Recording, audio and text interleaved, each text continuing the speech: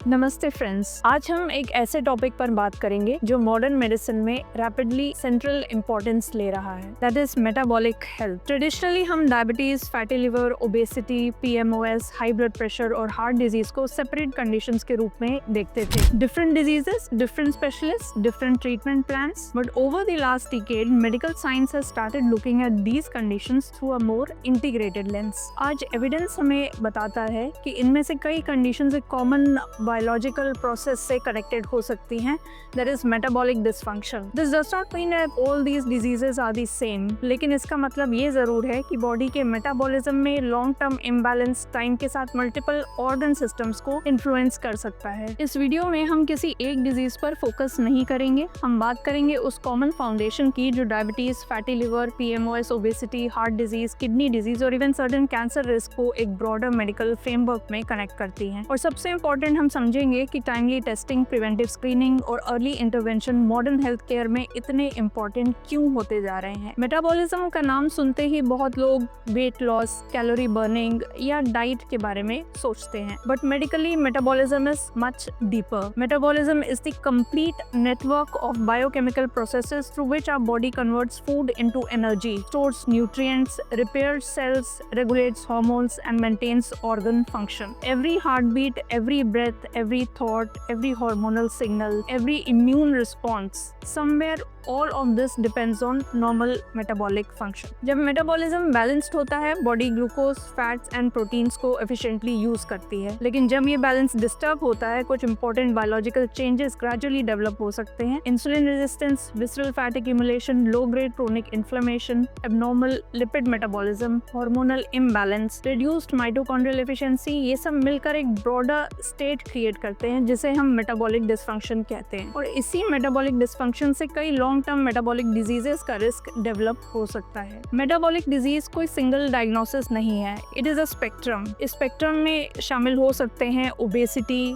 Pre diabetes, type 2 diabetes, hypertension, dyslipidaemia, that is abnormal cholesterol and triglycerides, metabolic dysfunction associated fatty liver disease, PMOS, sleep apnoea, cardiovascular disease, chronic kidney disease और research कुछ cancers और neurocognitive conditions के साथ भी metabolic dysfunction के associations को study कर रही है। क्लिनिकल प्रैक्टिस में हम अक्सर देखते हैं कि पेशेंट सिर्फ एक आइसोलेटेड कंडीशन के साथ प्रेजेंट नहीं करते। किसी पर्सन को फैटी लिवर है, कोई साथ में इंसुलिन रेजिस्टेंस, एब्डोमिनल ओबेसिटी या हाई ट्राइग्लिसराइड्स भी हो सकते हैं। डायबिटीज के साथ हाइपरटेंशन और डिसलिपिडीमिया कॉमनली मिल सकते हैं। पीएमओएस के साथ इरेगुलर पीरियड्स के अलावा insulin resistance, weight changes, acne, fatty liver और लिपिड एब्नॉर्मलिटीज भी प्रेजेंट हो सकती हैं। यही रीजन है कि modern medicine isolated organ approach से ग्रेजुअली सिस्टम्स बेस्ड अप्रोच की तरफ मूव कर रही है। क्वेश्चन सिर्फ ये नहीं है कि ब्लड शुगर कितनी है, क्वेश्चन ये भी है कि बॉडी का ओवरऑल मेटाबॉलिक एनवायरनमेंट कैसा है। Liver, muscle, fat tissue, pancreas, gut, hormones और ब्लड वेसल्स एक दूसरे के साथ कैसे इंटरैक्ट कर रहे हैं। आज metabolic diseases global public health का मेजर कंसर्न बन चुकी है। Obesity, diabetes, fatty liver disease, hypertension and cardiovascular disease, ये conditions world wide increasing burden create कर रही हैं। वर्ल्ड हेल्थ ऑर्गेनाइजेशन के एस्टिमेट्स के according overweight and obesity globally बहुत ही कॉमन हो चुके हैं। इंटरनेशनल डायबिटीज फेडरेशन के डेटा के अकॉर्डिंग डायबिटीज भी रैपिडली राइजिंग क्रोनिक डिजीज है। इंडिया के कॉन्टेक्स्ट में मेटाबॉलिक हेल्थ और भी इम्पोर्टेंट होती जा रही है। हम साउथ एशियन पॉपुलेशन में एक यूनिक पैटर्न देखते हैं। Many Indians may develop insulin resistance, abdominal obesity, fatty liver और diabetes at a comparatively lower BMI। इसका मतलब ये है कि नॉर्मल वेट होना हमेशा मेटाबॉलिक हेल्थ की गारंटी नहीं होता। आपका वेट नॉर्मल हो सकता है, लेकिन visceral fat, liver fat, blood pressure, triglycerides, glucose metabolism या इंसुलिन सेंसिटिविटी एबनॉर्मल हो सकती है। इसलिए मेटाबॉलिक हेल्थ असेसमेंट को सिर्फ बॉडी वेट या BMI तक लिमिट नहीं करना चाहिए। A more complete assessment includes waist circumference, blood pressure, blood glucose, HbA1c, lipid profile, liver enzymes, body composition, liver evaluation and clinical risk assessment। Body को separate organs का collection समझना incomplete है। Actually human body is an interconnected biological network. Liver glucose and fat metabolism regulate करता है। Muscles glucose Uptake का major site है। Fat tissue सिर्फ storage organ नहीं है, It is metabolically active and produces hormones and inflammatory molecules. Pancreas insulin से glucose regulation maintain करता है. Gut microbiome metabolism and inflammation को इन्फ्लुएंस करता है. किडनीज ब्लड प्रेशर और मेटाबॉलिक वेस्ट हैंडलिंग में रोल प्ले करती हैं. Heart and blood vessels metabolic changes के लॉन्ग टर्म इफेक्ट्स को रिफ्लेक्ट करते हैं. जब मेटाबॉलिक डिसफंक्शन डेवलप होता है, ये एंटायर नेटवर्क ग्रेजुअली ऑल्टर होने लगता है. फॉर एग्जांपल, इंसुलिन रेजिस्टेंस के कारण पैनक्रियास को ज्यादा इंसुलिन प्रोड्यूस करना पड़ता है. Excess visceral fat inflammatory signals release कर सकता है. लिवर में फैट एक्यूमुलेशन हो सकता है.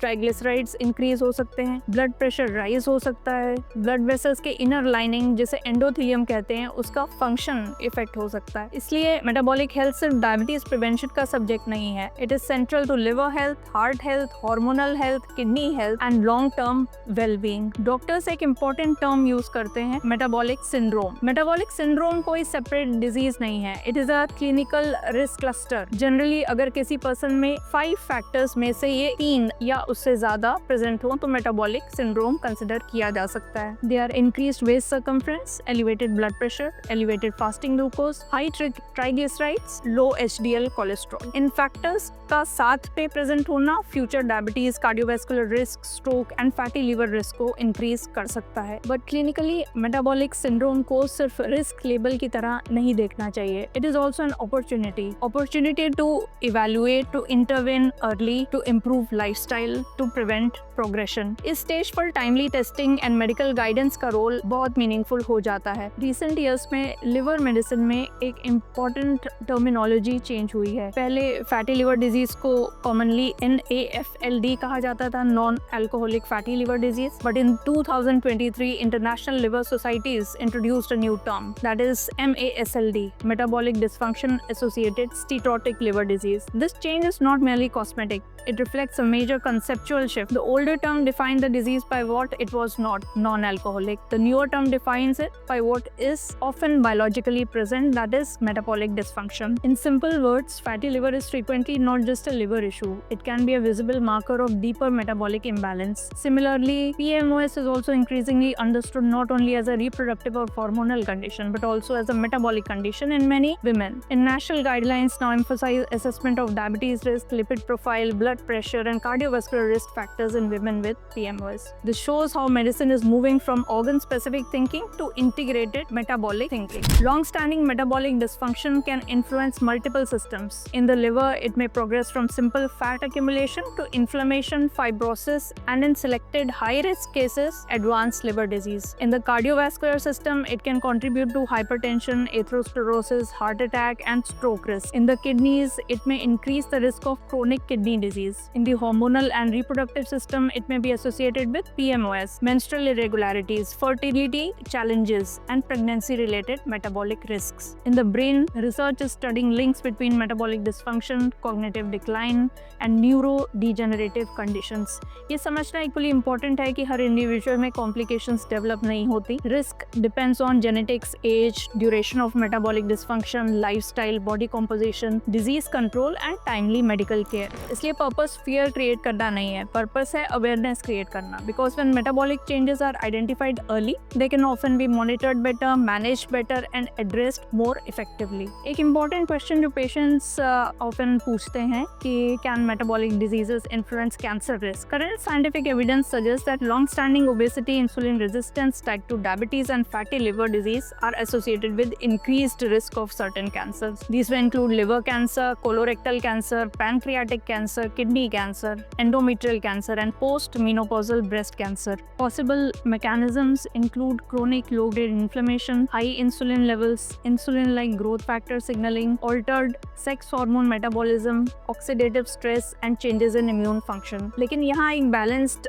medical perspective जरूरी है. Metabolic disease होना does not mean cancer will occur. It is not a certainty. It is a risk association. और risk association का purpose होता है better prevention, better screening, better metabolic control and timely medical guidance. Importance. इसी वजह से cancer prevention research में भी metabolic health को इंक्रीजिंगली इम्पोर्टेंस दी जा रही है। Metabolic health is not fixed, it is dynamic. It changes with age, lifestyle, sleep, diet, stress, physical activity, hormones, medications, and environment. Scientific studies consistently show that lifestyle and medical interventions can significantly improve metabolic risk. Balanced nutrition, adequate protein and fiber, reduced ultra-processed foods, regular walking, resistance training, better sleep, stress regulation, weight and waste management, smoking cessation, alcohol moderation, and medical treatment where required. इन सब interventions से insulin sensitivity improve हो सकती है, liver fat reduce हो सकता है, blood pressure and glucose control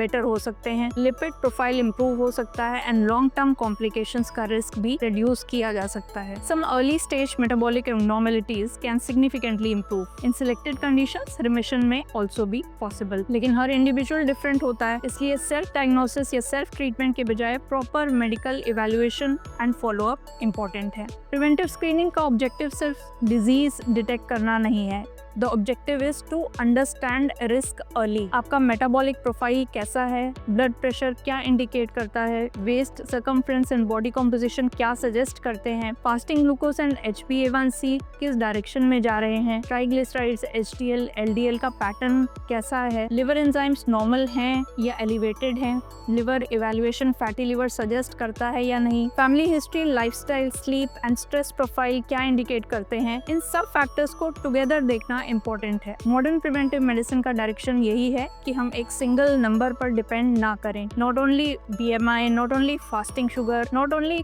cholesterol और liver enzymes. Metabolic health is multi dimensional, इसलिए असेसमेंट भी मल्टी डायमेंशनल होनी चाहिए। जब टेस्टिंग टाइमली होती है तो इंटरवेंशन भी टाइमली हो सकता है, और जब इंटरवेंशनल टाइमली होता है तो लॉन्ग टर्म आउटकम्स को इम्प्रूव करने का अपॉर्चुनिटी बेटर होता है। मेटाबॉलिक डिजीजेस जनरली एक दिन में डेवलप नहीं होती, they evolve gradually over time, इसीलिए प्रिवेंटिव हेल्थ केयर का रोल बहुत इंपॉर्टेंट हो जाता है। अगर हम मेटाबॉलिक रिस्क को अर्ली अंडरस्टैंड कर लें तो lifestyle, medical guidance and regular monitoring के through long term health outcomes को इम्प्रूव किया जा सकता है। आज का मैसेज सिंपल है, मेटाबॉलिक हेल्थ को इग्नोर नहीं करना चाहिए, लेकिन इसे फियर के साथ नहीं, साइंस के साथ समझना चाहिए। Timely testing, preventive screening and informed medical guidance are important pillars of modern health care. I am doctor Honey Bhaskar Sharma, आप देख रहे हैं Navira health education series. Thanks for watching.